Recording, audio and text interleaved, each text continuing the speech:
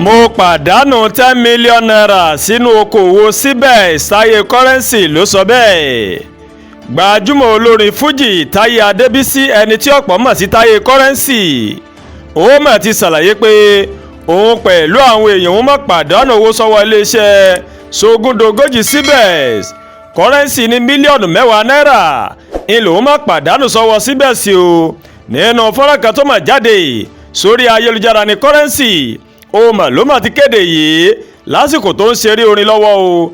Ó ní àwọn èèyàn kan tó mà súnmọ́ òun pẹ́kípẹ́kí o. Ó mà ló mà ní kí òun kówó sínú iléeṣẹ́ sógúndogójì náà ní ọjọ́ kìíní oṣù kẹrin. Sodiq wá sílé mi tó sì sọ fún mi pé Lateef ti gba owó tó sì fa Àlàbá àti Small London wọlé tí àwọn náà sì gbowó pẹ̀lú broda Muka. Nínú fọ́nrán ọ̀hún, Currency máa fi ìbínú rẹ̀ hàn sí àwọn tó ní kó wá fi owó sórí Cbex tí ẹ bá kú rẹ̀ nísùnre nítorí jẹ́jẹ́ mi ni mo wà nígbà tí ẹ gbé Cbex wá bá mi o. Ọ̀pọ̀lọpọ̀ àwọn èèyàn tó kó lé àtẹ okòwò sógúndogójì lórí ayélujára tí ọ̀pọ̀ èèyàn mọ̀ sí Cbex ó mọ̀ ló mà ti ń gbarata báyìí lẹ́yìn tí ìròyìn mà lu síta wípé owó wọn ti wọgbó. Àjọ tó ń tanáwádìí ìwà ọ̀daràn ní orílẹ̀-èdè wa Nàìjíríà EFCC ó ti fìdí rẹ̀ múlẹ̀ pé òun mà ti ń ṣe ìwádìí sí ẹ̀sùn kíkó owó tó tó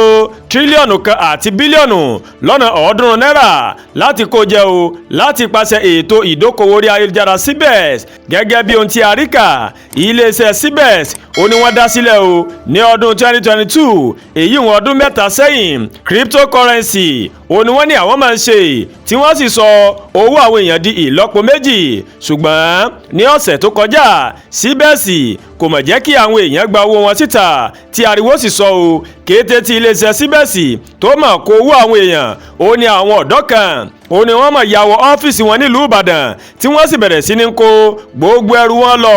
Fọ́nrán kan tó lu síta o lórí ayélujára ṣàfihàn bí àwọn ọ̀dọ́ kan bí wọ́n ṣe bínú ya wọ ọ́fíìsì náà tó wà nílùú Ìbàdàn tí wọ́n sì ń da gbogbo nǹkan rú o. Kódà wọ́n jí ọ̀pọ̀lọpọ̀ àwọn nǹkan níbẹ̀.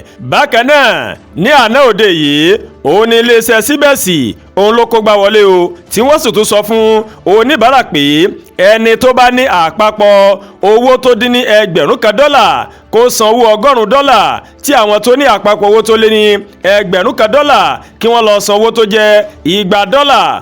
Èyí ló mọ̀ bí ọ̀pọ̀lọpọ̀ nínú, ṣùgbọ́n Cbex ni wọn kò ní àǹfààní sí owó wọn o tí wọn kò bá san owó tuntun tí wọ́n ní kí wọ́n san. Àdúràgbà Olúwatóyìn ló ń kàròyìn sí létí o láti kàn ní Ẹ̀yà Yorùbá World TV. Bẹ́ẹ̀ ṣe wò wá, ẹ máa bá wa like, ẹ máa share, ẹ máa comment, ẹ má tún gbàgbé o láti bá wa subscribe sórí YouTube channel wa o kẹ́ wá bá tẹ notification bell láti lè máa màwé ètò alákòójọ̀kan tó bá ti gorí ìkànnì yìí. Ẹ ṣé pọ̀ tẹ́ ń tẹ̀lé wa o, àánú Ọlọ́run bá kò ní ṣe tẹnìkọ̀ọ̀kan wa tí a kò sí mi òpin ọ̀sẹ̀.